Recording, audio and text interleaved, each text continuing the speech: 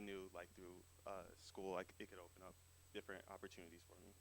And through, getting good grades over like a 4.0, I ended up getting an academic scholarship. And I didn't realize how much, getting good grades and actually, doing all my assignments and, paying attention I didn't know what it could do for me because I only thought and saw myself as an athlete. And, you know, I noticed the difference between my friends and myself and just the focus I had on academics, how much, it could do for me and open up, open up doors. Let's see, out of breath. Let's see. Okay, well, at my school, I'm involved in the Black Business Society. Um, it's a program for business students. I'm a presidential scholar. That's the scholarship that I have, which it basically connects the students to different resources and lets us know about different opportunities. And also, you get mentors through that program. And then also the Harambe Scholars, which is specific for Black students at my school. And we get mentors. It's the same as the presidential scholars group, where we get connected with different faculty members and different resources and opportunities. Also, I'm in the honors college, which I didn't expect myself to be in because I was in honors in high school, but college one didn't want to be in the honors program because I thought it would be extra work and stuff like that. But um, I realized it's a good opportunity, and you know, uh, there's different people that can help you out. So I guess my advice. So I'm assuming you guys are all in high school, maybe middle school, um, to just do the best you can. Try your hardest to. You never know what opportunities will open up for you. You never know, you know, what what trying hard can do for you. Um, so I would say, and use the resources you have, ask questions, ask your counselors, make them do work for you because, that's what they're there to do for you guys. Um, and I guess anybody have questions about what my college experience is like at San Diego State? Yes. Do you live on campus? Yes, I live on campus. In it's, I live on campus in the Honor Society. So uh, I would say if you have the opportunity to, go away to school and live on campus, do it because you can learn a lot about yourself and how you are dealing with other people. And it's a good time to make relationships and build relationships with people. And yeah, I would say it's also fun having that freedom and just having the opportunity to live alone and explore. How was the transition from home to living on campus? Okay.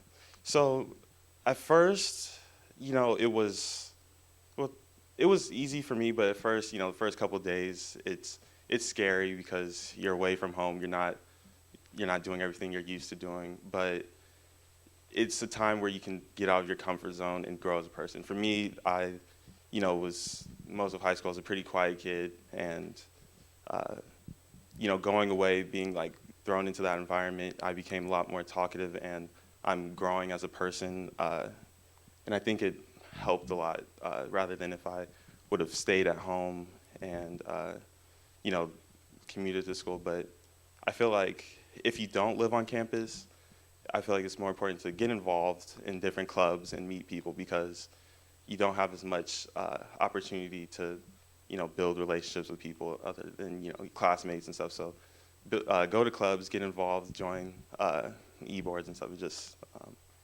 make the most of the opportunity you have. Are you able to work on campus? Yeah, most schools have, Jobs?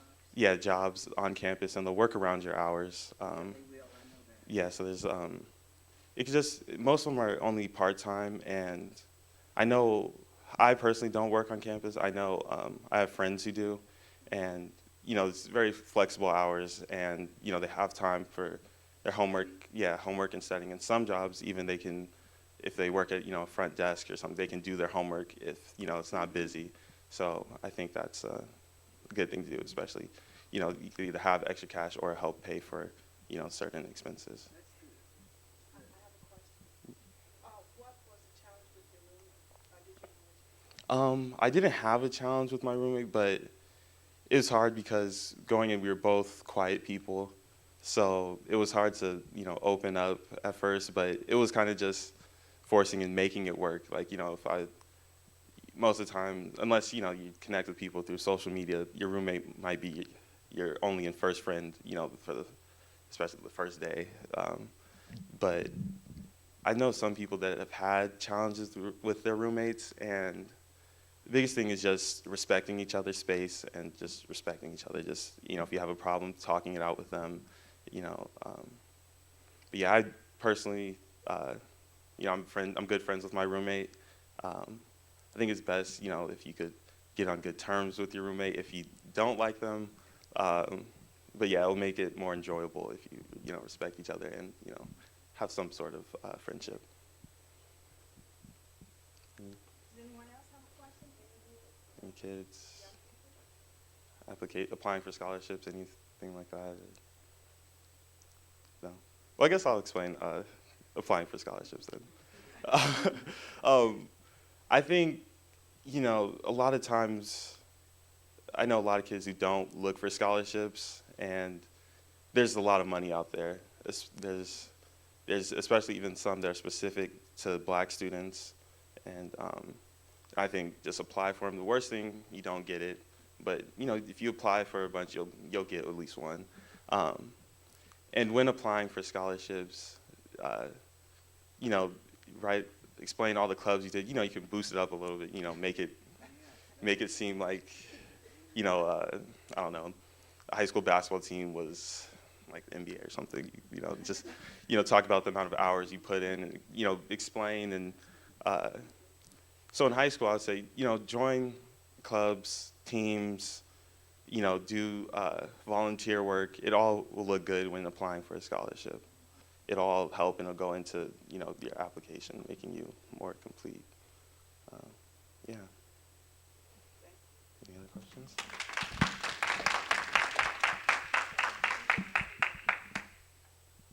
Okay. Hi, I'm Layla. I'm a sophomore at Duke University, which is in North Carolina. I'm studying computer science and getting a minor in education. Let's see, I decided to go to Duke because, well, I started looking at private schools, I guess, and schools outside of California because a lot of them offer better financial aid than you can find in California. And so at Duke, like, the financial aid package that I get is, like, better than what I would have gotten probably at any school in California that I was looking at. So that was like the biggest, I guess, incentive to looking at schools outside of California. But yeah, like at Duke, there's a lot of opportunities also. I'm involved in the Black Women's Union, so I'm the director of programming for that. And so basically I plan events for Black women on campus. What else am I involved in? I write for The Bridge, which is like an online website for Black and Latino women to write about their college experiences. For the last 2 semesters, I've worked as a teaching assistant for Computer Science 101, which is just a class that I took my first semester at Duke, and so that's my work study job. I'm not doing that this semester.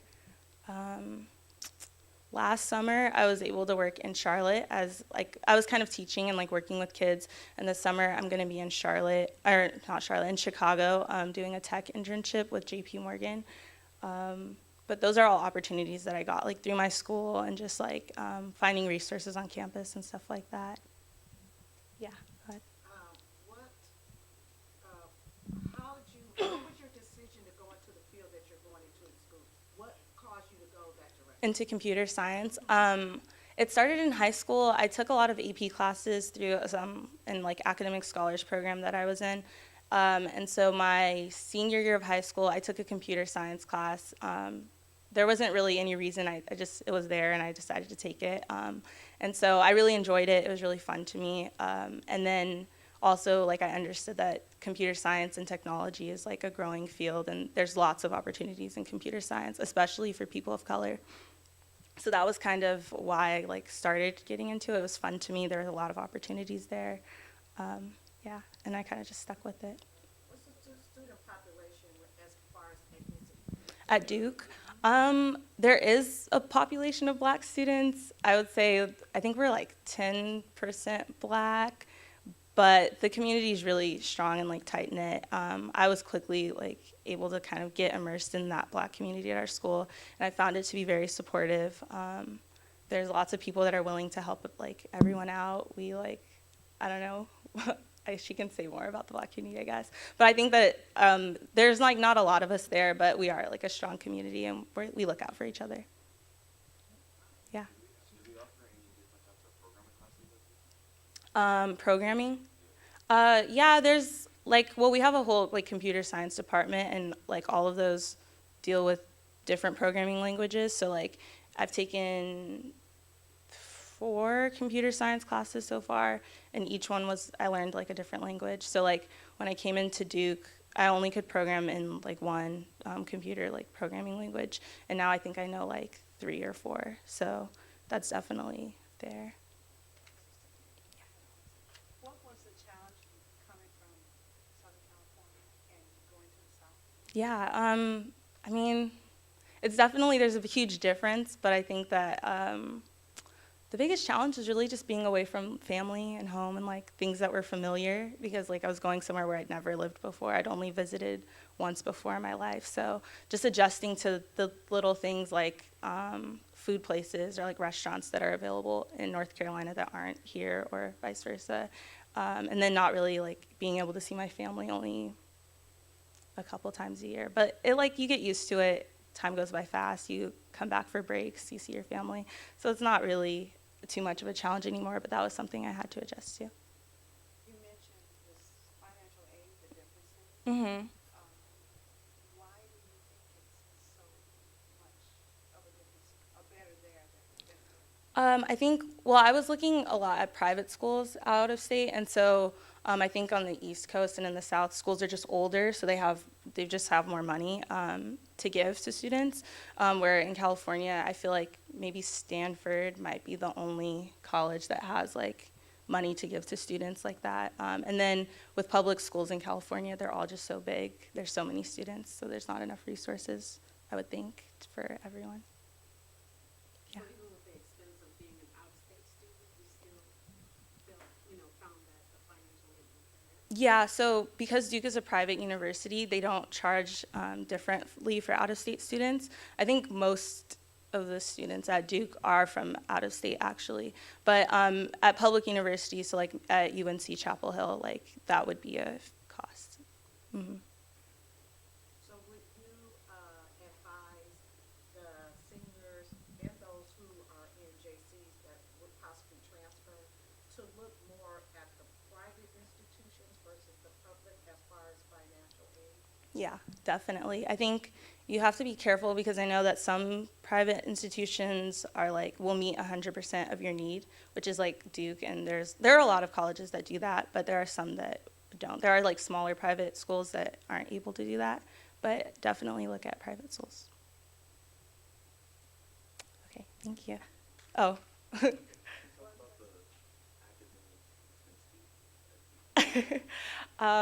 Academic intensity.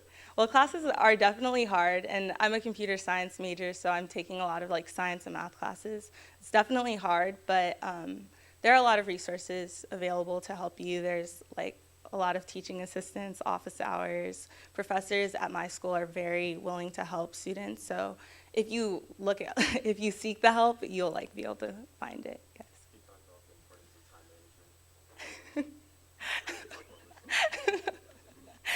Yeah, okay. So yeah, you definitely will have to adjust to like managing your time in college, because it's the first time that you can kind of just like do whatever you want with your day, and nobody's gonna hold you accountable. So like you have to make yourself go to class, because no one else is gonna make you go to class or check to see if you're going to class. You have to do your assignments and do them on time, because professors aren't going to really like accept late work. It doesn't really work the same as it does in high school. But those are all things like, if you stay focused on school, like at the end of the day, we're all there to get our degrees and like graduate. So if you keep that goal in mind, like I don't think it's too bad. Have you dealt with racism? I wouldn't say I've had to deal with anything extreme. I think the most uncomfortable I felt with race at my school is just like being in classes where I'm like the only black person in the class. But because there is a black community at Duke, my social life is pretty like I'm surrounded by black people most of the time outside of class. It hasn't been too bad, just kind of uncomfortable sometimes. How do you manage, anxiety or stress of school? That's a good question. I think it's just important to keep a balance, and it kind of goes in with time management. You have to make time to just like have fun and do things for yourself, but you also have to make sure you're taking care of business at the same time. So for me, like I just spend a lot of time with my friends. We get off campus and like kind of just do fun things, I guess, in our free time. And that's pretty much how I try to balance out the stress. In that same vein, okay, what other help can you get, or what other advice can you give as far as not just your social life, but what about your religious life? Well, I think I've been lucky at my school to like kind of have found within my friend group a lot of people who were very like religion is like their faith was very important to them, and so they came into college knowing that that was something that they were going to prioritize. And so because I was surrounded by friends that were doing that, like that became easier for me to do that. So like we all go to church, the same church together, and we go every Sunday and we carpool together. We have a Bible study on Tuesday nights that we all go to. So like we just find your community of people that are kind of on the same track as you and the same mindset as you, and you guys will find ways to do that together. Any more questions? How important is it for students while in high school to get good grades to go to university? What advice would you give for a person? Do the best you can, get the best grades you can. I feel like it doesn't hurt to do like get good grades. I think it's probably, I mean, it's important. So are your like test scores, but that's kind of something that you worry about in your like junior and senior year of high school. But I think just like try to get the best grades you can, because it's only going to open up more opportunities for you. So if you're having problems with different classes, there are people there that can help. At Duke. Yeah. Yeah, there are lots of resources at Duke. So with even like, I think the biggest class I've had is like maybe around 100 students, but we have discussion sections where there's only about like 20 of us in a class, and we have like a TA there to help us. And then there's office hours for like a lot of the science classes at my school. Every day of the week, maybe with the exception of like Saturday, and there's like people there to help you. So it's really just if you're willing to like use your extra free time to go and like work with a professor, work with a teaching assistant, you can get the help. Good. Hmm. No more questions? Okay, thank you.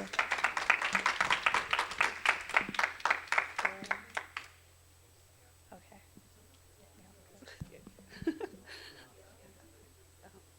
Hi, I'm Bianca. I'm actually from Dallas, Texas. I'm here visiting with Layla for spring break, but I go to Duke with her. I go to Duke. I am majoring in public policy with a concentration in policy journalism, and I'm also majoring in theater studies. And at Duke, I'm also involved in Black Women's Union. I serve as the treasurer. I'm also involved in The Bridge, which is the online publication. I do publicity, so I post on Instagram and Twitter and Facebook and manage the social media accounts. I'm also involved in FIN, which is a mentorship program where I mentor young girls from like ages 9 to 12 in the Durham area. And I'm also a part of Duke Club Volleyball, and so through that I get to play volleyball. We travel to different schools and play there. We also get to go to nationals every year. So this year we're going to St. Louis, and so we'll be traveling there to play volleyball. What else? So the biggest advice I have is it's really important to start early with getting things together for college. So with grades, it's important to like do your best from the jump. Like, make sure you have good relationships with your teachers because they want to help you and they're there to help you. Make sure you're going to tutoring if you're struggling with anything. Make sure you get the best help you can get, as well as like make sure you have good connections, good relationships with your counselors because they're the ones that are going to be writing recommendations for you and helping you find scholarships and helping you choose schools and stuff like that. So I think it's just important to have strong relationships with the people that work at your high school because they can ultimately make the process easier down the road. I don't know what else. How was your transition? Where are you originally from? So I'm from Dallas, or I'm from Irving, Texas, which is a suburb of Dallas. So it was a transition because Duke is like a 17-hour drive from Dallas, so I don't get to go home often. So at first it was pretty hard because I had lived in Dallas my whole life. I'd never really traveled anywhere. Duke was the first time I had lived out of state.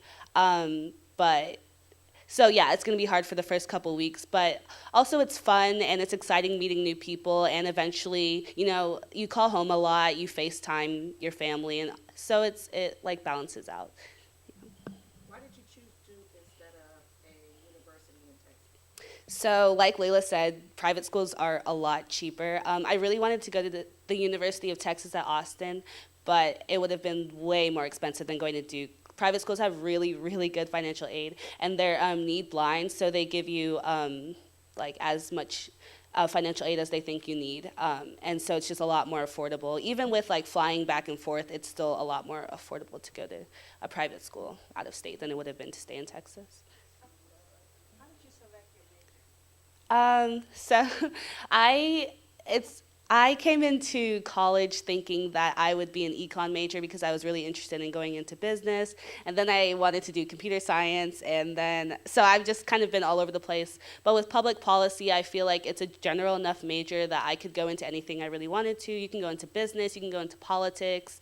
You could. It's really good if you want to go to grad school for something. Also, I'm pretty interested in like news and anchoring and things like that, and public policy is really good for that. So it was just a general major that I felt fit my interest and was general enough for me to go into whatever field I wanted to. So that's kind of how I chose that. How long did it take you to really find your niche as far as where you wanted to go? Because I know you said you were back and forth all over the place. Was it a semester or was it a year? How long did it take you? Major-wise? Uh-huh.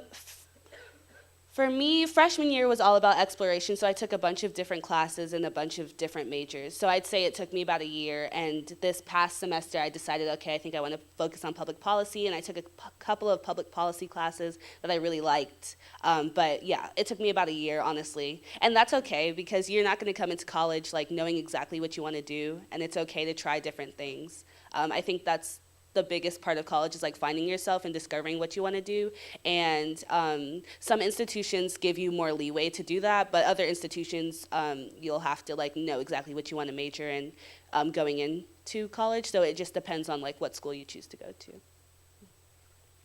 Yeah. Did you ever consider going to one of the historically black schools? For me, I didn't. Where I come from a pretty diverse city, so I never, I never really had a strong black community where I was from, so I didn't really know how I'd fit in with it at an HBCU, so I didn't really consider it personally. But I think it's also a really good option for anybody who'd want to go to an HBCU. There's a lot of positives.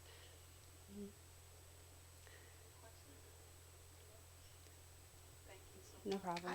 I want to stay there just for a second. This session is for, you know, I know a lot of adults are asking, but this is for you. And our hope is that this was put on that the youth that are expiring, I believe all of you that are here, you're either already in school or you're like, I'm gonna get there. So you need to be thinking about this is the open forum to say, hey, well, what about this? Because the best thing is to have people here that you can really ask and not assume. So we want some of you young people, to say, hey, what about this? No question is a question that you shouldn't ask. So we're asking you to open up. I know some of you are here because your parents said you need to be here. We're aware of that, right? But this is such such an invaluable opportunity for you. It doesn't matter if it's just a few of you, because the impact could be made just because you're here to say, hey, what about this? So we want you to open up. We don't want to have this great opportunity and you leave here, they leave here, these young people leave here showing you as proof that you can do it, and you say, I should have asked that question. This is your moment to do that, okay? So open up and ask those questions that you haven't been able to ask because maybe you didn't have anyone to ask it, or you were kind of like fearful, okay? So don't let all the adults all the time. Please, some of the young people, start asking questions, to further your understanding. So with that, anyone have any questions? Any of you young people? Okay, don't lose the opportunity.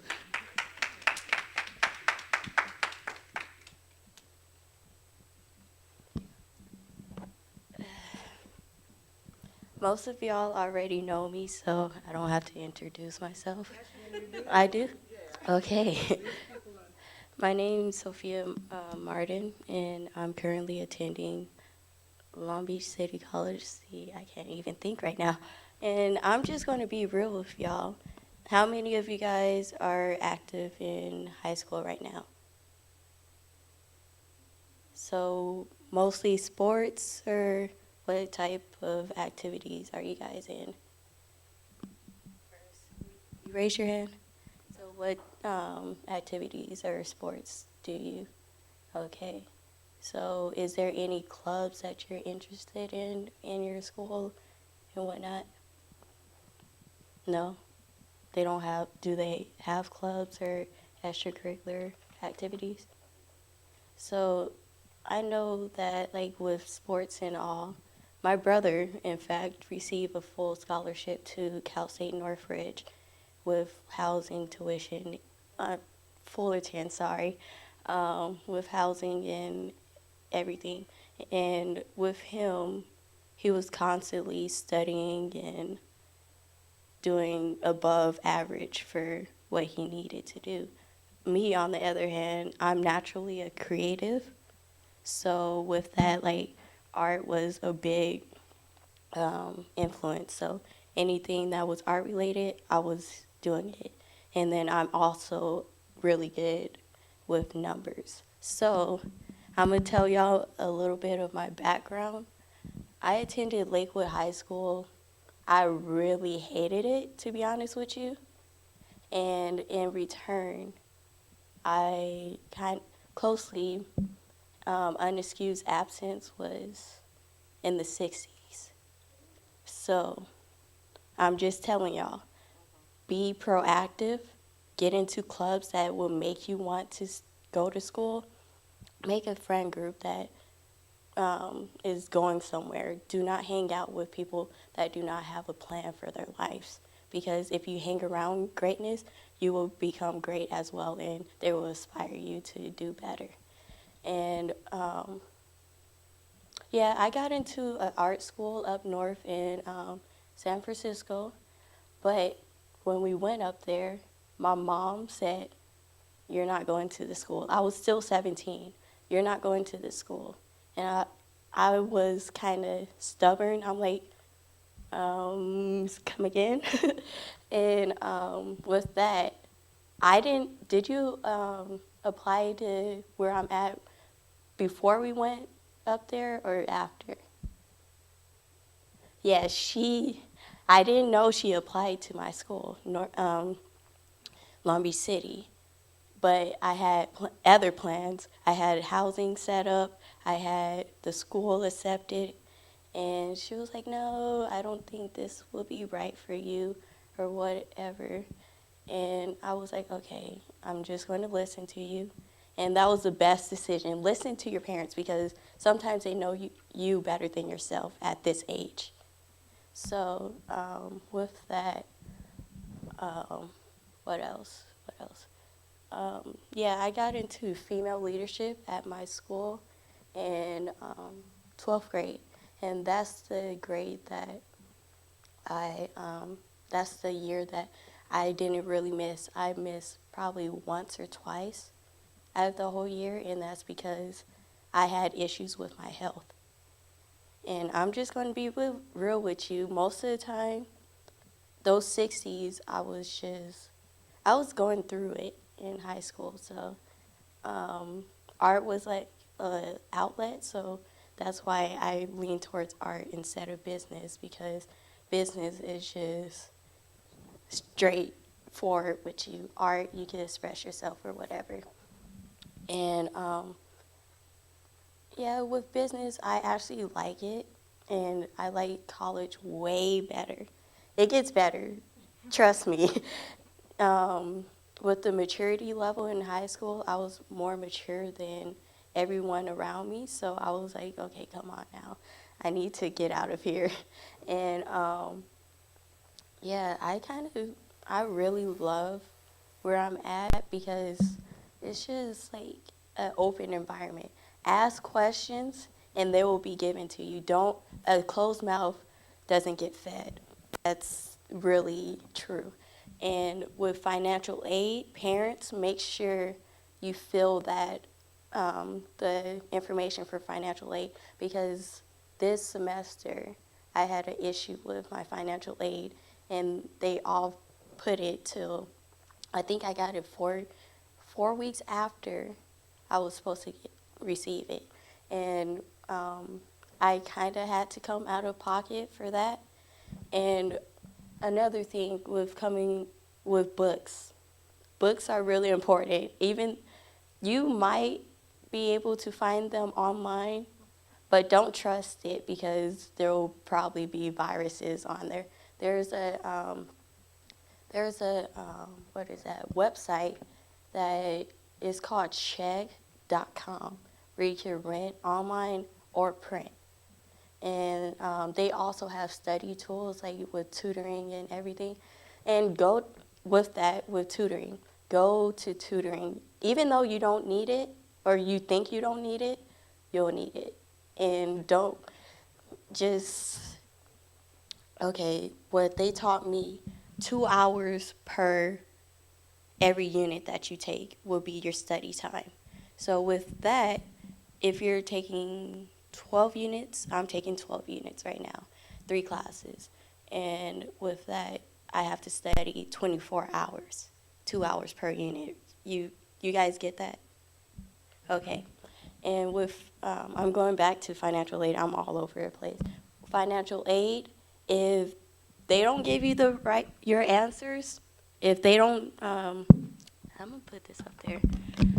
If they're not proactive with with what you're needing and whatever, go every day. I was going every day. They said, "Oh, come back next week." I'm like, "No, I'm coming back tomorrow to see."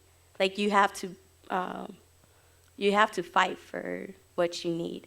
And I'm staying. Actually, I have about 20 credits until I transfer to Northridge, and they added a couple of classes which I did not know. I would have been done this semester, but they added some classes to my ed plan, and your ed plan is telling you what classes you need to graduate. And okay, I'm gonna be real with y'all. Like, do not. I'm gonna tell y'all what. I'm not gonna tell y'all what to do, but I'm gonna tell y'all what not to do. Do not, and I repeat, do not go out or party the day before an exam or a day before an important class, because that would just mess you up. And just pick your friends wisely.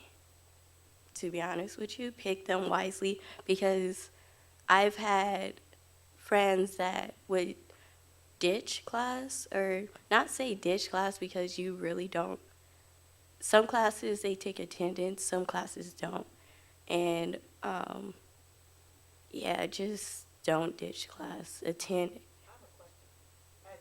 You were saying, because I have a feeling that we have some seniors or some in high school right now. What are just a couple of those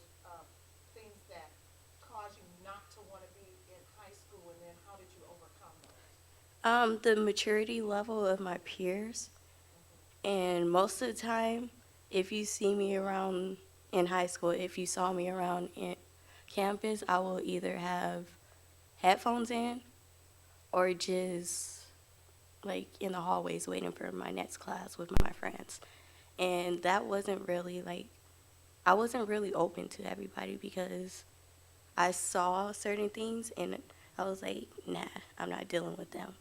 I'm not dealing with them, with their mess, because it was a lot of drama in high school. So if you could avoid the drama, avoid it because you definitely do not need it. And with this year of college, last semester, I definitely did not get enough sleep, and it turned me to sleep is important, but if it's sleep or study for something, you should definitely choose study for it. Just get like little naps here and there or rest your body, and make sure you eat, because sometimes with me, I will forget to eat, and since I had past issues with my health, that would kind of just offset, and I wasn't in the straight frame of mind for studying or whatever. Just be you could possibly be. Do not compare yourself to others. Go at your pace, and if you know your pace, just keep it moving. Do not compare yourself. Social comparisons will mess you up, to be honest with you. Like with social media or whatever, social media is not important at this point of time in your life. Like, I have had some people that would be like on their social media in class or texting in class while the professor is up there, and they were kind of off, like panicking around the 2 days before the exam. And just pay attention. If that's the last thing you take from that, pay attention. Do the best that you possibly can in college. And with that, talk to everybody. Do not be afraid to open up, because everybody has information that you might need. And yeah, I was kind of shy with that, and I wouldn't ask questions at all.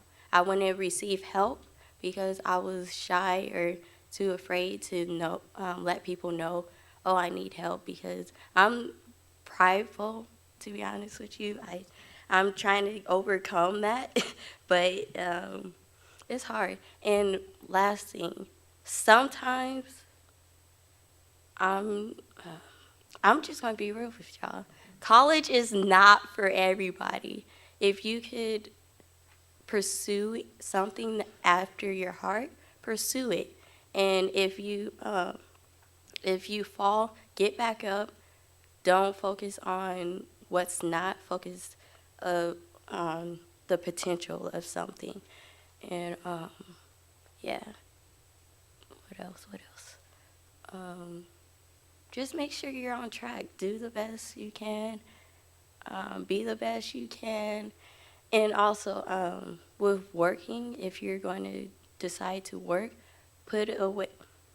be proactive with your schedule, and say, what is it? If you need time to study or time to just your classes, tell them at your job, I cannot come in. If they do not comply with that, I've had a job that did not comply with my schedule. They were like, oh, you need to come in or you're fired. I'm like, okay. I guess I'm a bounce, like, bye.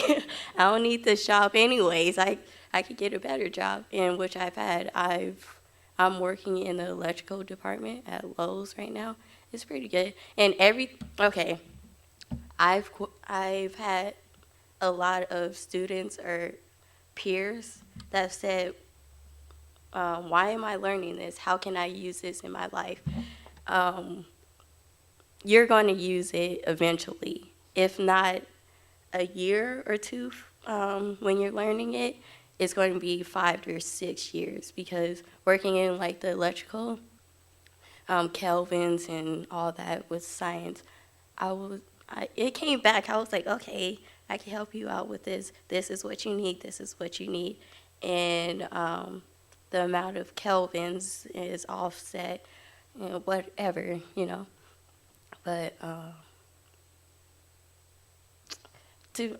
I'm with relationships. If you can handle it, or you guys have a mutual understanding of what you need to do, where you want to go, have a mutual understanding.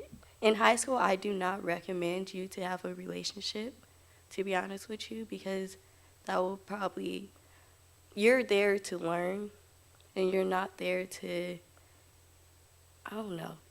I personally did not want a relationship in high school, and I've grown, came to a realization that that was a really good idea. In college, it's a little bit different. You guys both have to have a mutual understanding that you're going to be in college, you're not going to have enough time for them, or just make time or whatever. And yeah, I sometimes you just gotta, I'm not going to say find the right one, but I'm going to say find somebody that's going in the same direction you're going into. And just don't get distracted, or don't let anybody get in your way. If they get in your way, cut them off. Cut them out of your life. That goes with friendships, family, and relationships. So, any questions? Yes, Joshua. I'm going to go either in the spring of 2019 or in the fall of 2020. And just go at your own pace. It doesn't matter if your friends might be graduating in 4 years. It might take you 6 years to graduate. It all depends with how focused you are. And remain focused throughout anything you do, and do the best, because that's just going to bring a good asset to your life. And degrees, they're an asset, not a liability. And with Are you planning when you transfer to live on campus or commute? commute, yeah. What caused you to have that decision? I personally like my personal space, and my family knows that. So if I'm studying or whatever, and they ask me to do something, I'm like, no, I'm studying, sorry. Or, no, I have this or that. Just learn how to say no. That's the best thing you could possibly do. If you're not up for it, or it's going to, if you're going to suffer from it, learn how to say no. And everything is, you got to ask yourself, is this important? Is it urgent? Or is it not necessary? And if it's urgent, you need to do it within the time that you have right in the present. If it's important, do it before. And I say study 2 days before an exam to get it, and review your notes right after you take your notes, so it can already be in your mental. And yes.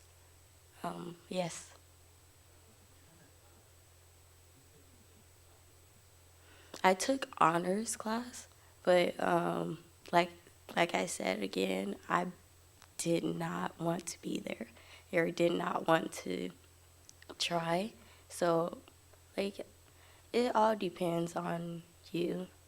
If AP, I recommend you to take an AP class, so you could be already further in the game, in college. What else?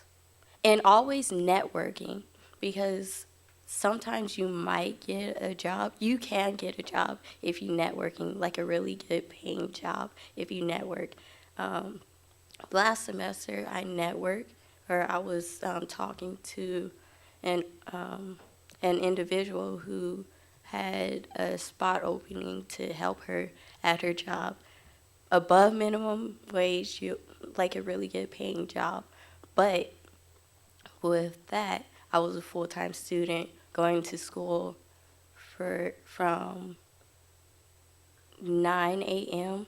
to 9 p.m. No, 10 p.m. So I wouldn't get home till like 10:30 or 10:45, and that was just too much on my plate. Now I scheduled so I can work in the evenings and have off on I believe Sunday, and just stay on top of everything, talk to people, build a community that are like-minded. You don't need anybody that will mess you up or say, okay, like, just make sure they don't doubt you. You don't need doubters or Debbie Downers in your life during this stage. How much money did you save by going to GC instead of Oh, okay. So I have yet come out of my own pocket for school. I received kind of like a scholarship for the first year and a half.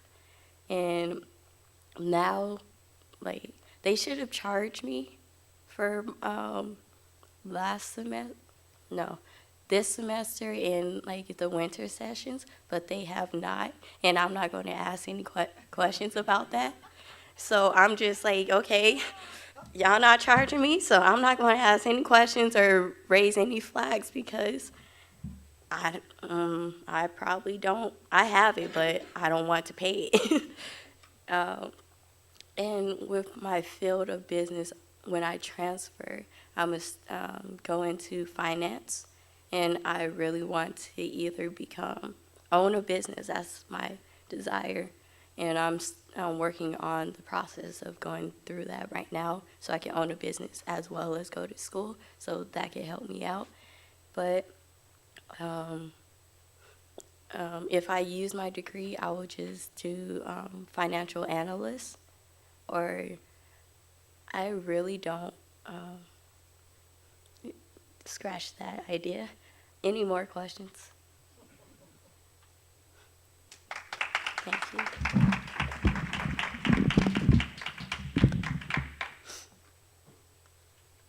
Let's give them all another hand. And we really appreciate you guys giving up your spring break time to be with us and share. And here's a little something for each of you.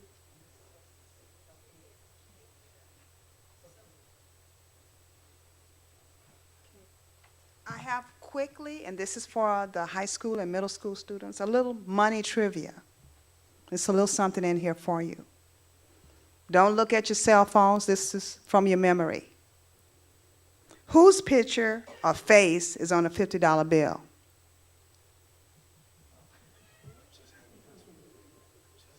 Whose picture or face is on a $50 bill? No cheating. No.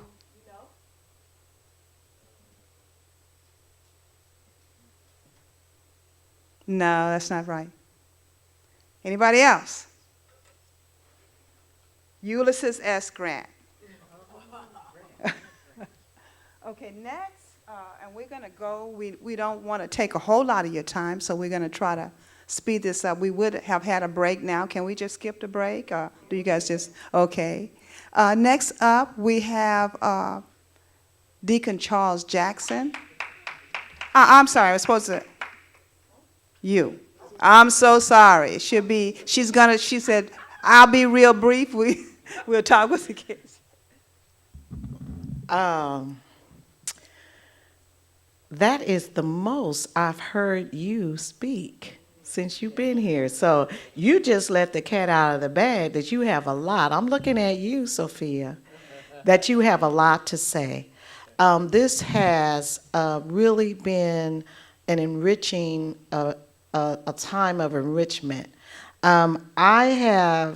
This is, from my knowledge, my last time going back to school. This is the last time. But all of the things that the young people spoke about were so important. And I want to encourage you, if you are an adult and you've been thinking about going back to school, the campus, the face of the campus has changed. When you go back on the university campuses or the JCs, you see a lot of us there that are adults that have raised children or raising children and working. So I'm going to come from that perspective of if you've been desiring to take a course of your interests, if you at Dominguez, if you are, I believe it's 60 and you've never had a bachelor's, you can practically go to school for free. Knowledge is power. You could practically go back to school for free. That is not always common knowledge. But I just want to encourage you as youth to really take in. They had a whole lot to say. And there's some college graduates that are here that can agree on all the young people. And it's so good to see our children in higher level of education. Can we give them a round of applause? Yes, many of them left, but some of you are sitting here that have graduated. You've been recipients of our scholarship committee of funds, and we thank you for spending time. But I just want to say for the organizers, and that's Sister Higgins and Sister Harden, let's give them, and I think Deacon Jackson, were you? The two, let's give them a round of applause. And just want to encourage them that it's not always the crowd, but it's those who came out and spent time, because we're looking at you, young people, to be the next ones up. We're looking at all of your faces. Even if you're bending down, we know your face. And we have high expectations for you. Your schools may not have high expectations. I'm a teacher and I know. But we as a community have high expectations of you. And if you're struggling, you need to let us know. There's so many there. Stand up if you've already graduated and you have your degree from college. I'm looking at a couple of you. Right here. Right here. There's so many of us in here with degrees that there's no reason for you to fail. And as Sophia said, you have to open your mouths. And in my closing, listen to your parents. Even if they have not graduated from college, they have wisdom. And they are looking out for you. And I know that when you were birthed, they were already grown. So in your eyesight, you think they've never gone through anything because they've always been grown. Well, that's not so. We all had to come through the same way. So know that your parents have the best interest for you, and just listen and then process. So we just want to again thank those young people that were here, and hopefully we know that you have gained something from this session that you can take and reevaluate the direction of where you want to go and where you can go. Again, let's give the organizers one more round of applause. Oh, and I would be remiss if I did not say it is because of the Lord's mercies. When we go through these college courses and the Lord bring us out, we can never replace the strength of the Lord. So you young people that will be going off to school, as you heard, you need to get into that community and don't get sidetracked, especially if your foundation, if your parents have given you a foundation of that faith in Christ, you're going to need it on those campuses to survive. Whether you stay at home or you go away. So we always want to lift up the Lord, knowing that He is our ultimate strength. Believe me, when I leave here, I am preparing for a midterm. And I have asked Him, this is our law and ethics class, and everybody's fearing it. But I said, God, I know that you can give me the understanding. I have to do my due diligence. You can't ask God for something that you haven't done. But I have to do my due diligence. And so I stand in the same place as many of the young people as far as preparing and being prepared. But I lean on Him, and so will you. God bless you.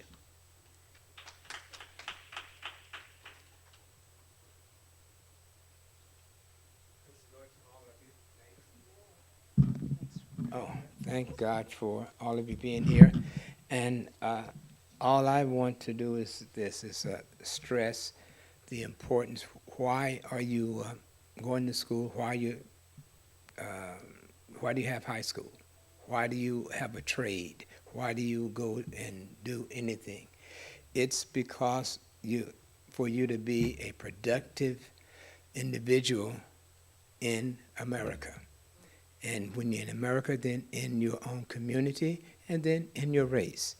And so in order to be a productive individual, then you have to have something that you can give. And America, believe it or not, rewards those that rewards others, that produce jobs. And this is where I sort of see that the black community and has fallen down is that being in the entrepreneurship, meaning having jobs that you can hire others. And why is that important? At one time, we were large entrepreneurs. When I came to Los Angeles in 1952, all down Broadway, all down Main, was practically all black entrepreneurs, all black businesses. Look at it now. Look at it anywhere. It's not so. Either we sold out or we didn't train our kids to do this. And once you get out of that, it's very, very difficult to get back in because other races sell to their own or they keep their own. And you know, especially the ladies, there are people that know your hair better than you know your hair. And you cannot get into that business of even buying hair anymore, even to the point of soul food. We've sold out our soul food businesses. And to get back in it is very difficult. But does it mean it's impossible? No. Now it's up to the younger ones that's coming on. In other words, don't think of just yourself.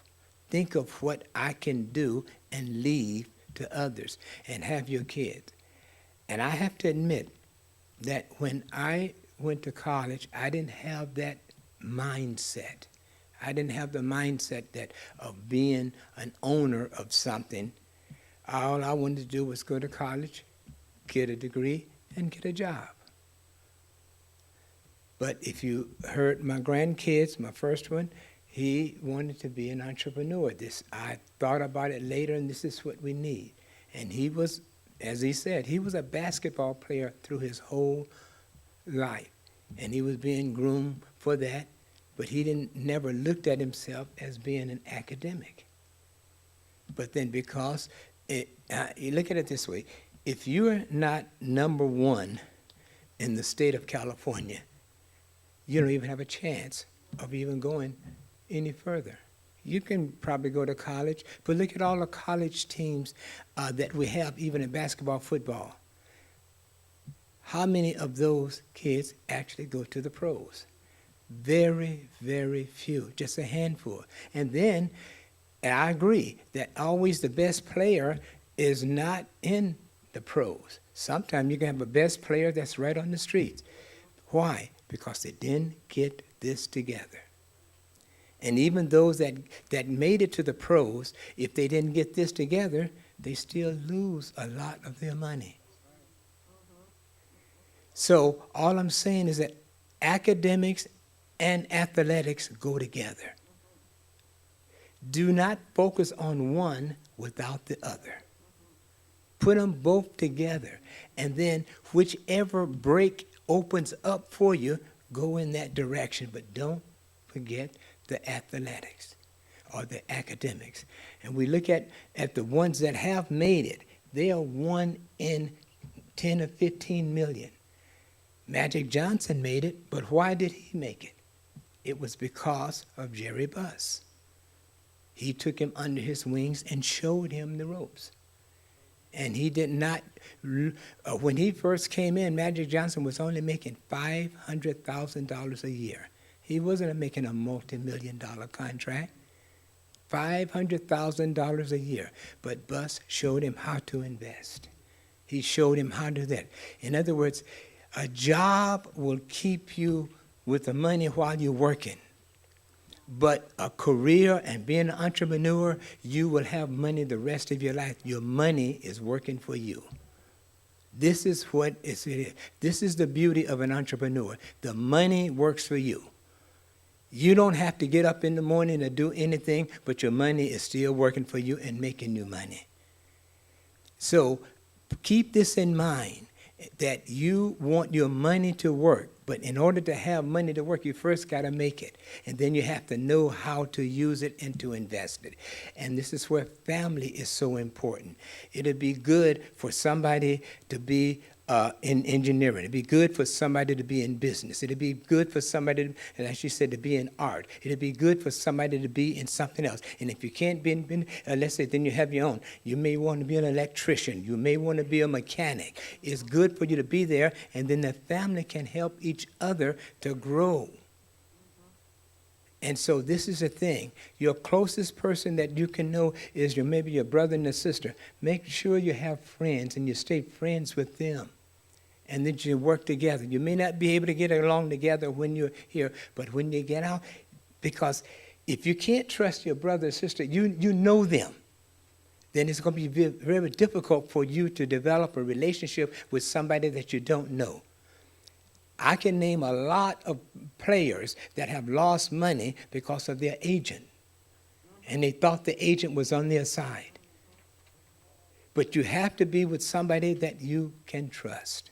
So think about this. In other words, do good in school, play, get involved. I like what you said about being involved in a lot of activities at school. Because the colleges, they do not want just a brainiac. They want somebody that's sociable, that can get along with others. If you can't get along with others, you could be one of the best persons there is. But then they don't want you because it's a team sport. And even when you're working in the workplace, it's a team. When you're on a team, or it could be a basketball or football, it's a team sport. If you can't get along with them, then you're going to not do well. Now, I'm going to close on this, but this is the last story I want to make. It's a student that I had at Rubidoux High School. He started off a 9th grader just in my geophysical class. And he was a good athlete, but and just an okay student. But then he got a good scholarship, a football scholarship, after he went in 9th grade. I knew him in 10th and 11th and 12th grade, and he went up to Utah, and he was doing well. He went to 4 years there, and he was getting a degree in communication as well as playing the football. And on the weekends, he would be on the Utah radio station and news station interviewing people and things like this. But then he got a break. That he was that the Jacksonville team drafted him. And so he was, and at Rubidoux, we were so excited. And in other words, we're going to put his picture on the wall. But he got into a little trouble while he was at Utah. And then there's some charges that came against him. And you know what the football team did? They dropped him just like that. He never got the opportunity, and he hasn't recovered from that.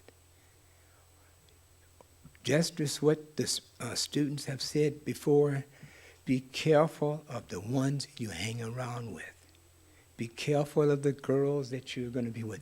Nothing is free in this world, and once you become high up, then you know what? People are going to look at you, and if there's anything that you have done that they can use against you, they will.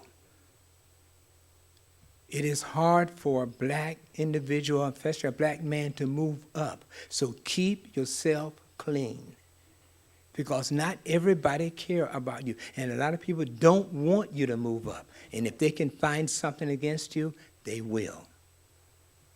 I'm mainly speaking to the black boys now. Please, be careful about yourself, because you're not an endangered species, but what you are a very valuable species, and everybody knows that. And because of your valuability, then don't let it be tarnished. So just keep in mind that you can do what you put your mind to do. Just get yourself in a position that, hey, in other words, just as they said about Jesus, he was blameless, you become blameless. I didn't say perfect, just so people can't say that you did this and you're going to hold it against you. That's all. Thank you.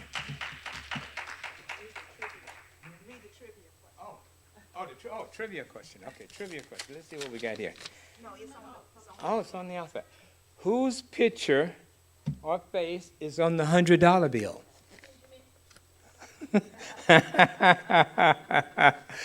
Benjamin. Okay, very good. I'm pretty sure that it is Benjamin. What's his last name? Franklin. Very good. Okay, and is this to give that to that particular person? Okay, you didn't mean Benjamin Franklin.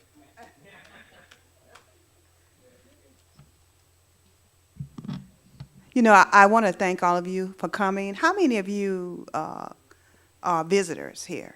Don't go to Greater Open Door. Could you raise your hand? Okay, that's the majority. And we so thank you for being here with us. We thank you so much. And for those of you who are Open Doors members, we thank you too, because you didn't have to come. I just was intrigued by those young people. And we can see you coming back saying the same thing. Each of you should have something that looks like this. It says my budget. Let me know if you don't have one.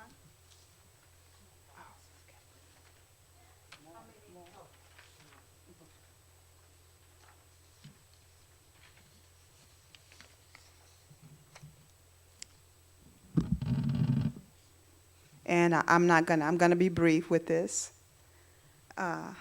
Everybody got one? Sure.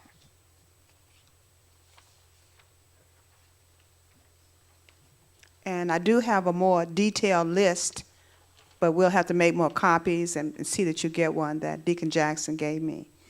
But who can tell me what a budget is? From the young people. Cecile's got her hand up. Okay, Xavier, tell me what a budget is.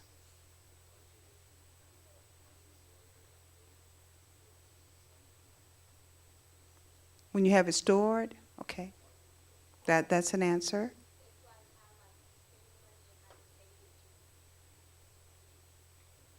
Okay. A budget it's actually a plan, isn't it? It's a tool that will help you tell your money where to go instead of wondering where it went. Have you ever had $5 that your parents or something gave you and you said, man, what did I do with that? That's because you didn't have a plan for it. So you need to have a plan. Even $5, you need to have a plan to be successful. This sheet, it may look like a lot of stuff, but you guys are smart, You can do things with cell phones and computers that's unbelievable. So it's not going to be hard for you to figure it out. But look at the top line where it has gross salaries per year based upon your level of education. And you can see how the less education you have with the high school diploma or GED to the doctorate degree, the less education you have, the less money you make. So that's why we are encouraging you to pursue higher education. And Deacon Jackson just talked about the entrepreneur. Look at the difference in the salaries. Now, these were based upon research, really. It's an average per research. Look at the difference between the professional entrepreneur and the doctorate degree. He was encouraging you to make money and let your money work for you. And the entrepreneur or professional is the highest. If you look down at the minuses, you see the minuses? Anybody guess what that is? Taxes. And that's coming out of your paycheck. If you make $1 million on your job, you won't be bringing home $1 million because the federal government is going to get their portion. They're going to take federal income tax. If you live in a state, they may take state income tax. And then there's that Social Security, Medicare, that FICA thing. That comes out before you get a chance to spend anything. And then you subtract that from what your gross is. And you get your net yearly. That's what you have to work with. From that, and these numbers are averages, but they're low. Housing is one category. You're going to have rent, electricity, gas, water, cell phone, internet, cable, furniture, depends upon your taste. You're going to have household items. That's one thing that's going to come out of your check. The next, you're going to have general living expenses. You're going to have to buy clothes, pay for medical insurance unless your employer pays it for you. Then you're going to have transportation expenses. It's also, you're going to have gas, all other things. And if you ride the bus, you still have to have transportation expenses. The experts say that's an average of $422 a month. Then other expenses. You're going to have church. We believe that 10% of your earnings should go to God because He blessed you to give it to earn it. Then you're going to have entertainment. You're going to have student loans. If you owe loans, you're going to have to pay that back. And then you add all your total expenses and you take that from your monthly net. And if you look at it, they total $3,422.04. Which level of education would you need in order to break even and have a bachelor's? I heard somebody say that. At least have a bachelor's degree. The rest of them, you can't pay that. You're going to have to make an adjustment. And we believe that you should always live within your means. Never go out and buy stuff that you can't afford. That's how we get in trouble. If you buy things that you can't afford, that means you won't be able to pay for things that are required.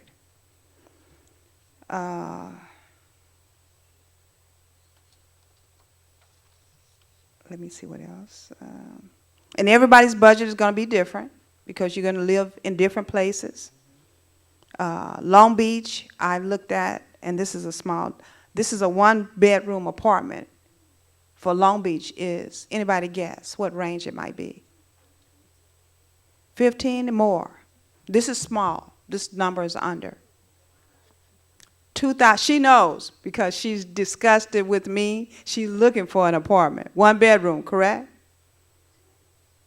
2,000, how much, Brianna?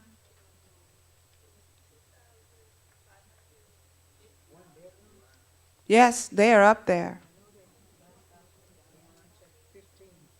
Yeah. Yes. Utilities included, Brianna? Utilities included? In some of them. So, it's important and that you budget and you live, as we call it, within your means and within your budget. Any questions? Yes.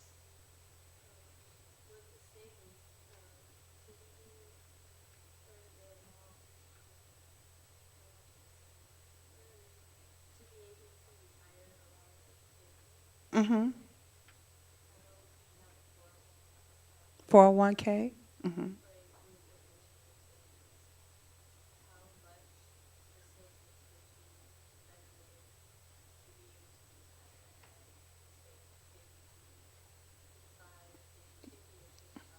Okay. Deacon Jackson. If you were to take your money, take at least 10% of whatever you make, and put this into a stock purchase, into a stock. In other words, you invest it in America. In other words, you never touch it no matter what. In other words, when you get around 45 to 50, you will have over $800,000. Depend, and this is saying that, this is just saying a moderate income, but you will get increases all over. And if you were with somebody making a lot of money and you put it, you could finish before them. But the biggest thing is people do not put money away for savings. Now, in other words, there should be two types of savings, a long term and a short term. The short term is for things that's gonna come up, because things will come up. That's gonna, you're gonna have to take care of. But just as she said, if you learn to live on just what you make, you may not be able to have a cake. You may not be able to have the cell phone. In other words, if you put that down as a must, then you'll already defeated yourself. Because most of you, if you're just coming out of high school, and even when you want to, you cannot afford all that. And the first thing you want to do is leave home. Sometimes it's better to stay at home where there's no rent. Okay, so but whatever it is, you have to put, you have a short term is good for 6 months. In other words, have enough money, take care of yourself for 6 months. Long term is for things that you never, never touch. And as you said, now you're gonna, and you give your 10% to the church, to God. Not to the church, but that's to God. What does that mean? How much then do you have left over? If you don't make a budget, you will never, never, that's true. That's right.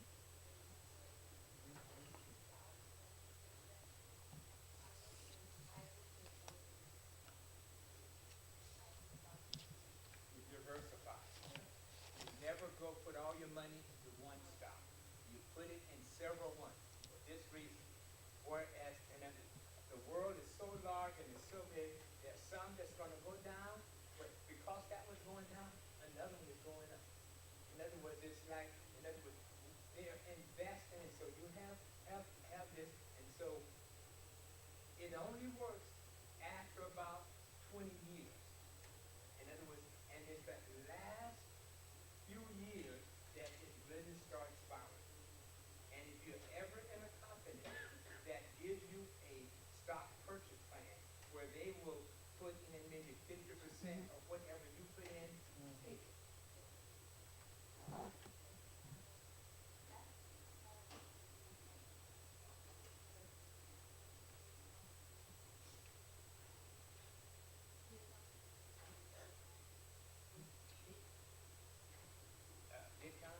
Bitcoin? Bitcoin, I don't know. Yeah, see, this is the thing. In other words, you can invest in some very stocks that you feel that just may go up, but get some of the ones that are around.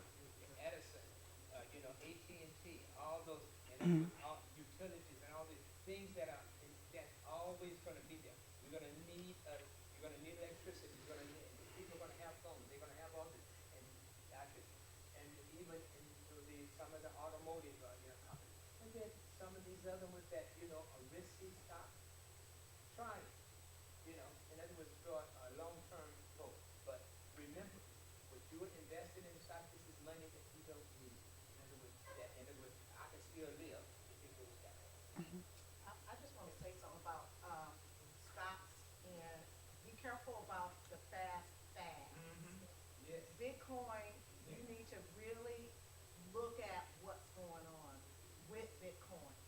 I think they were really big at one point, and a lot of people were buying, and then they crashed.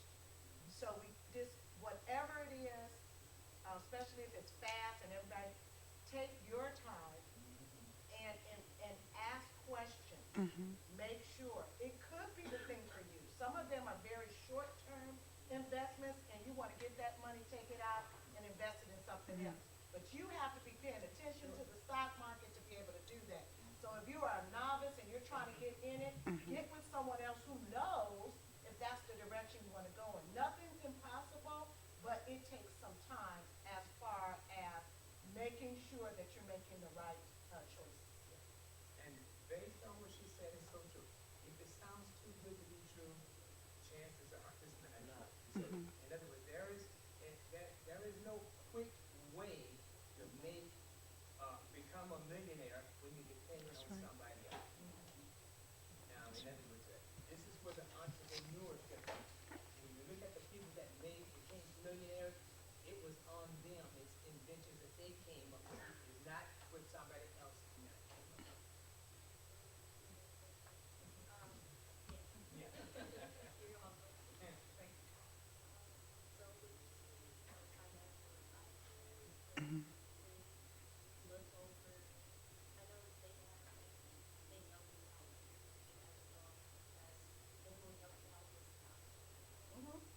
A lot of your banking institutions, and always know, they're in it for them too, they get paid, right?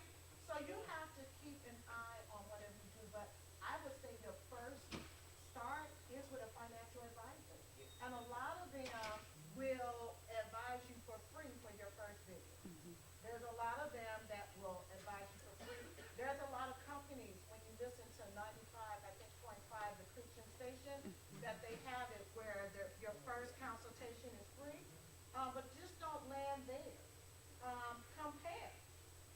Find out. Go to a couple instead of just saying yes. Go to a couple. Have your questions written down that you have questions about.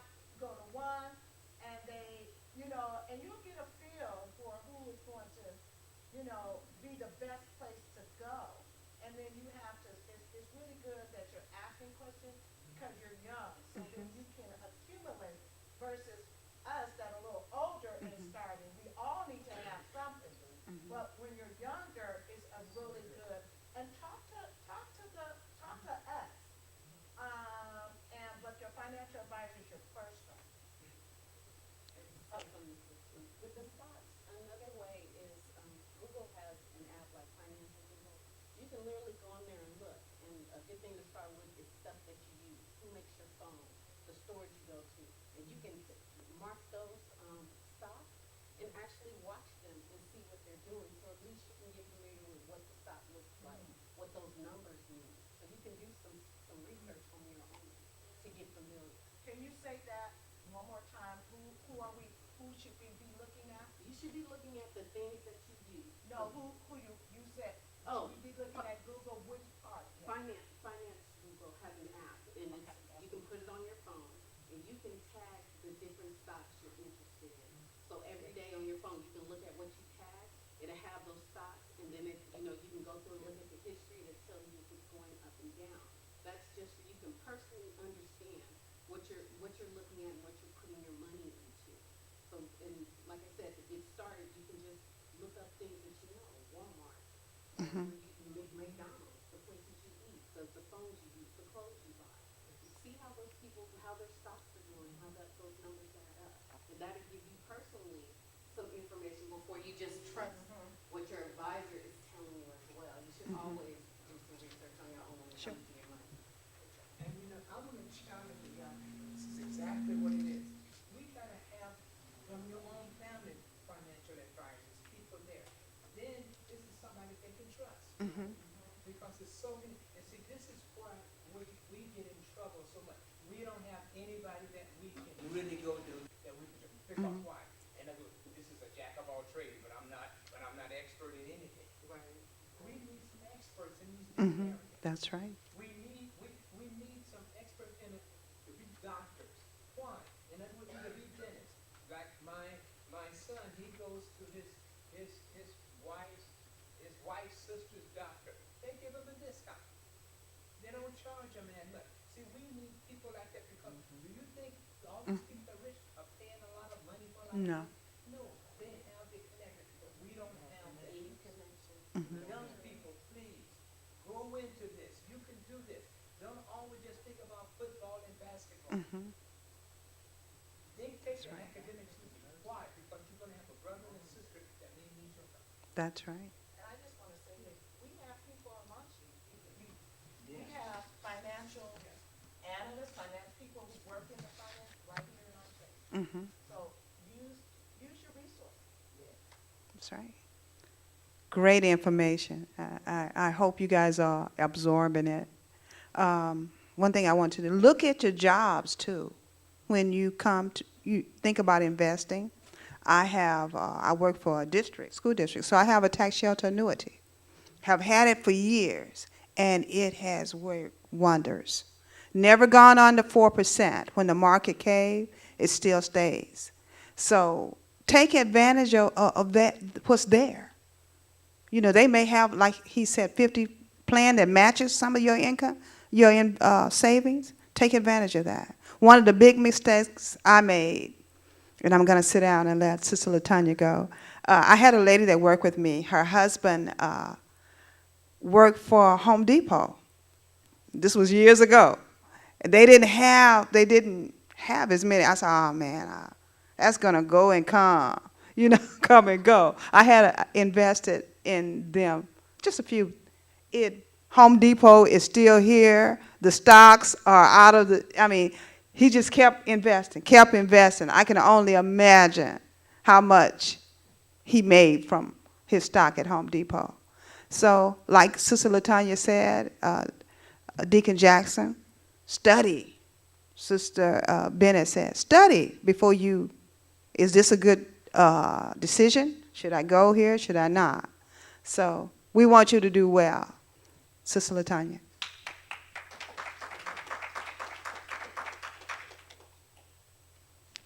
Okay, hello everyone, I'm LaTanya Harden. My background started in banking and I've been in accounting for over 20 years now.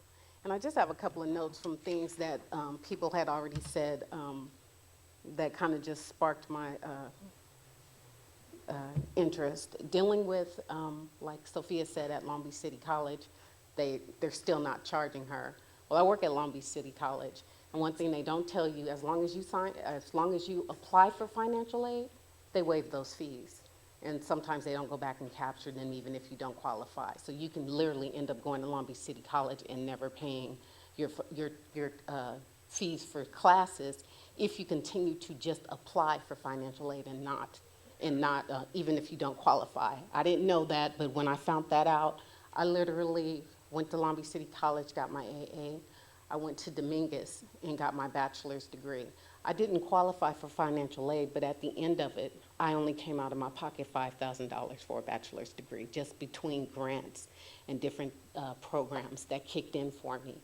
So that was one thing. And then the other thing, there's when you're dealing with the college and you're dealing with these counselors telling you what classes to take, they deal with a lot of people. And my thing is I don't depend on anybody to tell me about my future. So as soon as you step foot on a college campus, you get what I call their Bible, which is a college catalog. You go to the bookstore and you buy it the year you step foot. Whatever the degree you're trying to get, it tells you every single classes. So that means if you end up being there for 5 years and they change the curriculum, they have to hold you to the curriculum you walked in the door with. And then there's another thing called a website called assist.org. Now that will compare colleges, classes from city colleges and university. Not all of them are on there, but a large variety of them are on there. If you're at a JC or at another college and you plan on transferring, you can go to that college and get their curriculum for what you want. You can match those classes from the colleges that you've taken to that new college, and you can see where the gap is. Because the class names do not say the same thing. It could be, something could be in sociology on one campus, and it might be, in psychology on another campus, but they're the same class. You can match those classes up for yourself to make sure that when you transfer, you're still in line to graduate, because, a lot of times there's a difference. And at one college, you might need 2 English classes, another college, you might need 3. So, and then, what was the other thing I was going to say? Okay, so I got those 2 out the way. And then, we got the budget here, and it has an estimation of what a high school graduate could make. I just want to let you know that that estimation is high. And the reason it's high is because minimum wage in California is $11. And most companies are not hiring 40-hour-a-week employees at high school graduate level. You're going to get a part-time job, and you'll be lucky to work 30 hours a week. So that estimation of 25, that's high for you. But guess what? The rent estimation isn't. So if you calculate it, you're not going to be able to be a high school graduate and work and pay rent somewhere and take care of yourself. You're going to need a roommate or somebody to bridge the gap. It's just not financially possible. So I just want you to keep that in mind. Also, you've heard a couple of people speak about their experience coming from high school to college. And those people had, to me, they started out on a good foot, they made the grade. Well, I was a high school student, and I barely graduated high school. And after I graduated, I had a child. And 5 months after graduating, well, almost less than a year after graduating high school, I was married. So, I got a full-time job, 40 hours a week. I had benefits, and that was fine for the first 5 years. But then you hit a plateau. I realized that with my high school diploma, I wasn't going to make a dime more than what I was making, and it still wasn't enough to take care of my family.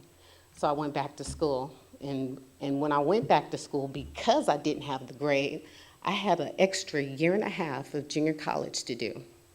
So that's the reason why we keep saying the grades are important. The grades are important because you're not running this race for anybody but yourself. Doesn't matter what anybody else on the side of you is doing, it's all about you. So you just really need to look in yourself and figure out what you want for your life. Because what you're willing to put out for your life is what you're going to end up with. You're the only person benefiting from it or hindering from your actions. So, okay, so I got that out the way. Okay, so now I'll get into banking. So with banking, I started, I'm going to show you how to fill out a checking deposit slips and basic banking transactions. But first, before you even get there, you need to know what you need to have to even open a bank account up. So you need identification. You're going to need a driver's license, a state ID, a passport, your birth certificate. For people in high school, if you're not going to be getting a driver's license, I really suggest by the time you're 16, 17, to go down and get a California ID. Anyone can get a California ID at any age. And that's just going to help you just in case you do plan to go away to college. You don't want to just have a school ID because in somewhere else, that little school ID doesn't mean anything. So you need something, you need a state ID. So I would suggest you go ahead and get that so at least you have identification for yourself. They also need your personal information, your social security number, your address, your email, your phone number. Most bank accounts require some type of deposits.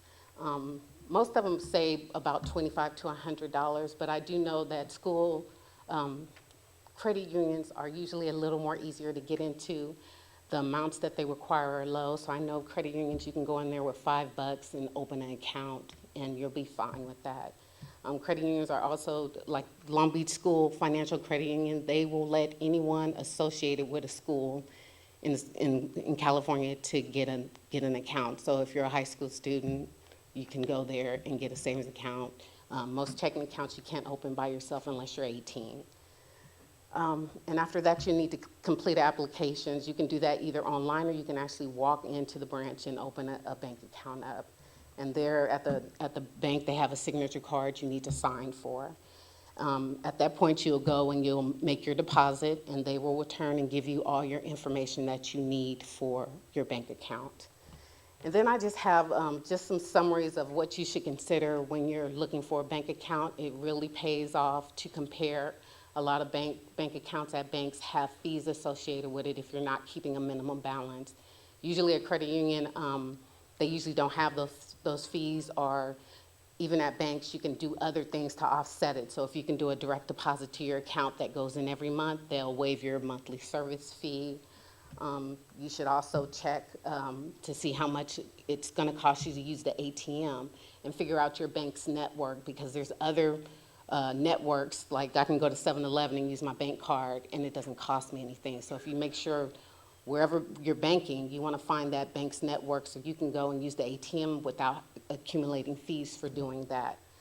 And then, like I said, there's usually a minimum balance you need to keep.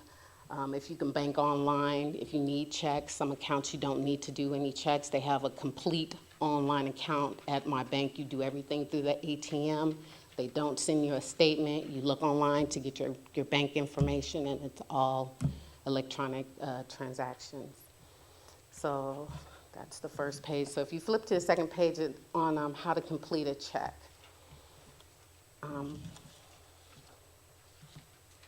So I'm not going to just read through this. I'm just going to point out the important information. You have the information there, so you can read it at any time.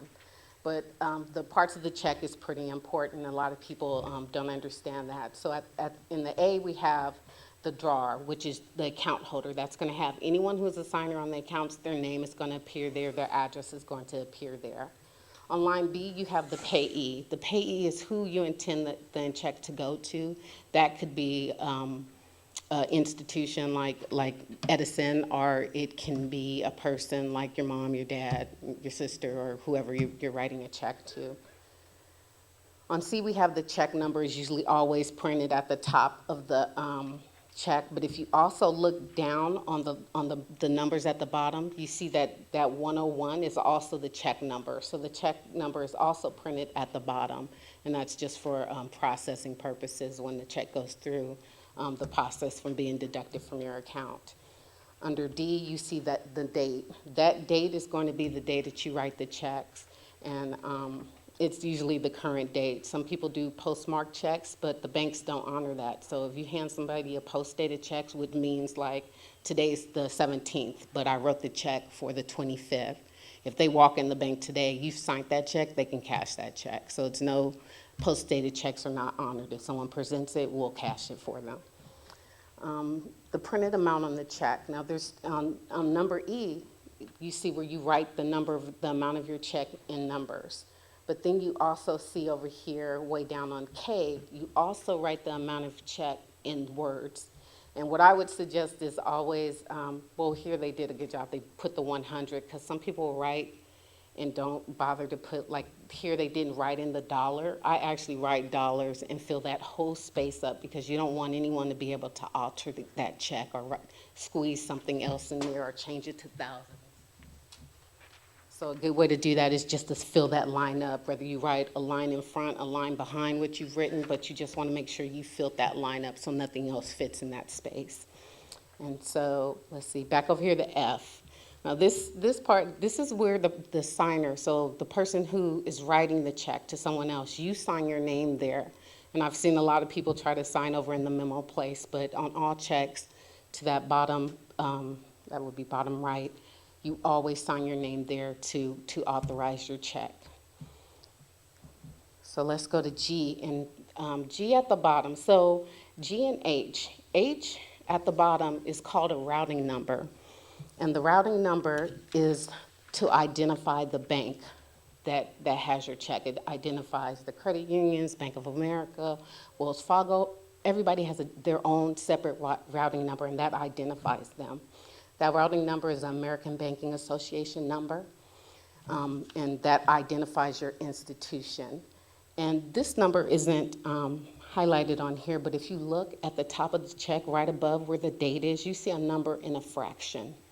The top half of that fraction is also the bank number.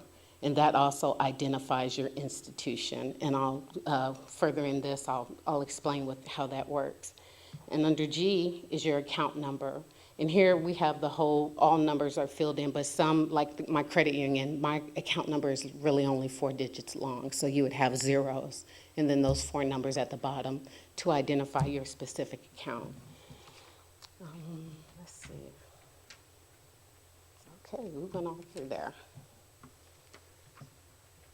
Make sure that you always use an ink pen to write your checks. Make sure you write clearly. And fill in all the blank lines, like I said, where you write out the dollar amount. It's important to fill that line to just prevent your check from being altered at all.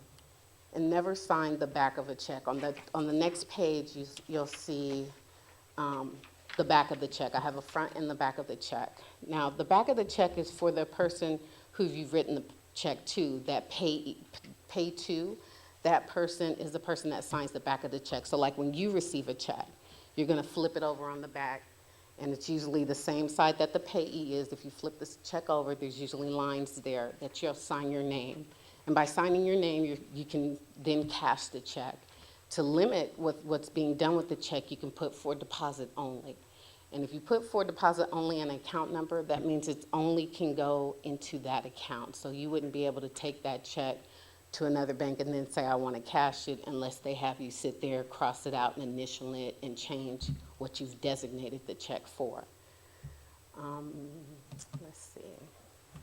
And the memo line, I like the memo line because the memo line just is like a little note to myself, just what I'm doing with this check. You can, like if you're paying a bill, you can put your account number there so you know that no matter if it gets separated from your little slip, if they see the check, they know, oh, it goes to this account number.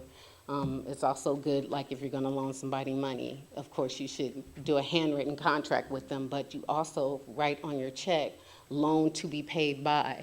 And that's another way to say, well, yeah, this was a loan, it says it right on the check. So the memo line is good to use just to make little notes about what you're designating that check for. So did anyone have any questions about checks? About the front or the back of the check? Okay, I'm gonna move on to the deposit slip. Now on the deposit slip, it has some of the same information.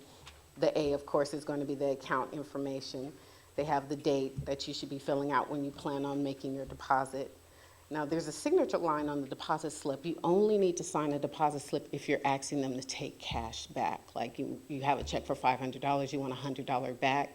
At that point, you would sign on that line, and that will indicate that you expect to have the cash back. And the draw E on the check, which is D at the bottom, that's going to be your financial institution. Sometimes it has addresses, and other times it just says your bank's name there. E at the bottom, again, you have the routing number, and then F, again, you have your account number. Over on the side is where you designate what you're depositing. So if you have cash, you would total up your cash and put it all on the one line. But in section H, those are spaces for checks. And if you have more than the 4 lines, usually on the back of the deposit slips, there's room to write in more checks if you have them. Now, next to the checks, there's a little space, the amounts of the checks, there's a little space for ID. And most of the time, people put the number of the check there. But in actuality, that little half a fraction at the top of the check, that top half of the fraction, that's the ID number you should be putting there. So it tells the bank you have a check from this institution when you write it on your deposit slip.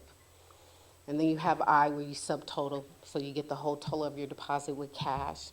If you have any less cash, that's where you subtract that amount from your deposit. And then at the bottom K, you have the total amount there. So if you had $400, you're taking $100 out, your total deposit would only be, well, I said 400, you take 100 out, your total deposit would only be $300. Yeah. So, did anyone have any questions? I do. Go ahead. What is that you can get a stamp to put for, Deposits? for theft? I see my bank an advertisement for a stamp that you stamp on your check? For deposits, well, you can get, How does that work? okay, you can have a stamp created, and a lot of times it would just say, usually for deposit only, and it will, No, I'm sorry, maybe I'm not saying it. It's not one, it's like it comes from the bank, okay. and it's supposed to stop people from being able to write over your check or something? No. I have no idea what you're talking about, but you know, I've been out of the banking years Oh. banking industry for years, so Okay. that may be something new, but I have no idea what you're talking about. Okay. So, let's see. So we can move on to balancing your checkbook. Now, with all accounts, you're going to get a statement. It's either going to be something you can just go online and take a look at, or it actually can be physically mailed to your home. And with a checking account, not so much, I don't do it with my savings account, but with a checking account, you should keep something called a general ledger. At the back of your package, you have blank copies of this, but also within the package, you have filled out copies of these things. So the first thing on A is a copy of your checkbook, which would be a check register. The very back page of your package has a blank copy of a check register, so you know what it looks like. The check register just keeps tracks of all transactions in your bank account, because you should, even though, you know, the bank is going to tell you, you should keep track. This is one of the ways you monitor your money, how you're spending it, and where it's going. So on this one, they have a starting balance of $150, and then just has random things that happened in the month. They got paid, they paid the gas bill, they paid the electric bill, they took cash out. And then under B is actually what the bank would be sending you. So the bank sends you a transaction, a statement, which has all the transactions that occurred in your account. And it has your starting balance, what you began with at the beginning of the month, and it also shows you your current balance, which is what you ended with at the end of the month. And with that, we have, I'm sorry, I'm getting on. Deposit slip.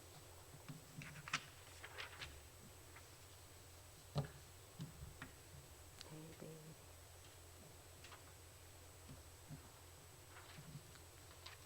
Okay, so when you get your statement, you want to take your checkbook, assuming that you have kept track of your spending. And I would suggest people to do that, even if you just use a little piece of paper you keep in your wallet, and every time you swipe your card, you're just making little notes. Okay, $20 at whatever 7-Eleven, or I ate dinner for $10.50 with whoever. Somehow you should be keeping track of this account. You can do it either on a register, you can do it on your computer, or like I said, keep hand notes that you then transfer over to some kind of a register that you're keeping at home. And so you take your register, you take your bank statement, and then you need to compare. Now, they're not going to match identically, usually because of timing. There's a cutoff date to your bank, to your statement, and by the time you get it, you're 2 or 3 days past that. So you could have sent checks out that haven't cleared your bank, or you could have used your ATM card that hasn't showed up at the bank yet. Those transactions hasn't posted to your account yet. So usually they don't match, so you want to make them match. And on the sheet, I'm giving you information on how to balance a checkbook. And here, if you go through this information, like I said, it'll tell you how. If you look at the register on the, so you have, I don't know what number page this is, but it starts with step 1 at the top of the page. They have another picture of your register with your statement on the same page. If you look at the register, there's some check marks. And what you do is you take that bank statement and you check off your transactions. So if you look, they've numbered them A, B, C, D, E, and they also have those same numbers on your statements. So you're doing a matching, where you're looking at your statement and you're matching it to your register and you're checking off the transactions that have come through. Now, after that part has been done, you can see in the middle, you have 2 lines that have no check mark, meaning that the bank doesn't have any record of that. So you take those 2 checks, which is check 100 and check 102, and you put them together and you're adding them together. So that's the amount that the bank has not recognized as a withdrawal yet. So you're going to total up that 135, and you're going to take that 135 and you're going to subtract it from the balance on your statement. So once you subtract it from the balance of your statement, you're gonna get that much, that 135 from $1,000, it's gonna be 865. That's gonna be your new balance. So you have now made your statement balance with your checkbook, because on G, you have that 865 amount there as well. And you've just subtracted, you just subtracted the amount to the statement. You took the funds out of the statement that hasn't shown up there, so now you're making the match, and you've just balanced your statement because you have the same amount from the balance you use with the statement and the same amount on your checkbook. So you can pretty much mark on your checkbook as of 2/9, that's the last time your account was in balance. So on a rough, loosely, that's how you balance this. But if you go and read through these steps, you can literally take this paper, pull those tools you have, and it'll tell you, and it'll walk you through the steps of how to balance your checkbook. I have a question. Go ahead. How many of the young adults or youth have a checking account? That's good. Okay. Sister Latanya, can you tell us, why is it so important to, I know I have money in the bank, why do I need to balance anything? It's important to balance your checking account, for one. I think the biggest people don't realize is your money, to me, your money is like your power. You need to be monitoring it and watching where it's going. If you don't balance your statement, there's times that the bank makes errors, or you could have made a calculation error on your checking account. But if you're not looking at that on a consistent basis, you won't know, and it'll get to a point to where you won't know how much money you have in your account because you haven't took the time to look at it and balance it. So it's just a way to check each other. You can't trust that the bank is not making errors. There's times that it happened recently. I actually sent the check out to like Edison, and then I got my statement the next month, and the check wasn't on there. And I'm thinking, what the heck is going on? And I looked at my statement, and my statement said that check had cleared. But when I pulled the check up, the check had been altered, and someone else cashed the check. So at that point, I had to go into the bank. I had to show them that. They then had to put a stop payment on my check, which usually it costs. I don't believe this time it doesn't cost. If you just called them up and want to put a stop payment on your check for, I don't want them to get this money, it costs you. But here it was fraud, so it didn't cost me anything. They put a stop payment on the check. They do whatever they do to return the check to whatever institution they got, and then they put the money back into my account. But I was able to take all that backup that I had from the bank and contact Edison at that point and be like, look, somebody got a hold of my check, here's my proof. And they waived all the extra fees that they had initially applied to my account. So it's just a good thing to keep a look at that, to make sure those payments are going in right. I see you.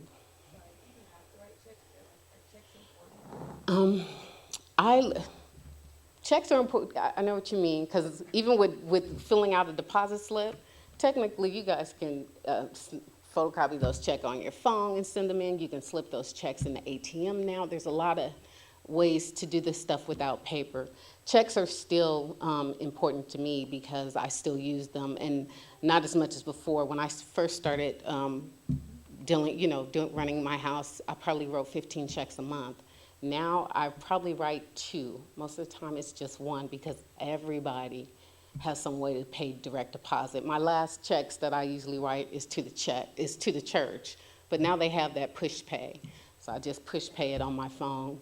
So I'm literally not writing any checks now. So yes, you can run a checking account fully and never write a check. Yes. What about, can you talk to us about bounced checks? That's what I was going to, Okay. that was my question. So a bounce check, it's an NSF check, and it's a check that has insufficient funds, and it goes both ways. Someone can write you a check that has insufficient funds that you've deposited into the bank. Now, if that happens, the bank usually gets that check back, and you still incur a fee, but not as much as if you bounced the check yourself. So if someone wrote you a bad check, the fee could be it could be literally anywhere from $25 to $3. When I was in the bank, it was $3, but now I know those fees are more. So you write a bounce check to someone else. those fees on your side can be higher. So it's definitely going to be $25, $10, $15. And the other person on their account is also going to get a fee of, like I said, $3 for that check to be returned.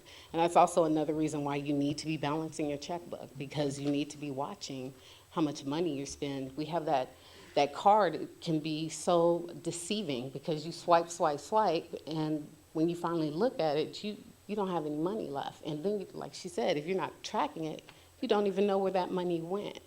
I think as young people, you guys don't realize how important it is just to be mindful of your spending. Even if you don't have a job, if you're just getting an allowance, you should be trying to save $1, $5, $10, putting that money away. And it doesn't sound like a lot, but if you just put $5 away every time somebody drops some money into your hands, you can build that wealth at any time. So it doesn't, like, people are so, most people think, oh, I need to be making so much money. But you can really, if you're willing to be more responsible and really monitor where your money is going and live with a little less, okay, I don't need to have cable right now. I can just rent some movies or watch Netflix for $11 instead of paying $135 a month. Or just be willing to go without a little longer. Then you can buy those things and it doesn't cost you more. When you buy on time, you're paying more, you're spending more of your money. Everything has a cost. When you're not shoveling out that cash, you're swiping a card, it's always an accelerated cost. You're going to be paying interest and it's going to cost you more. So it's better just to save it and wait.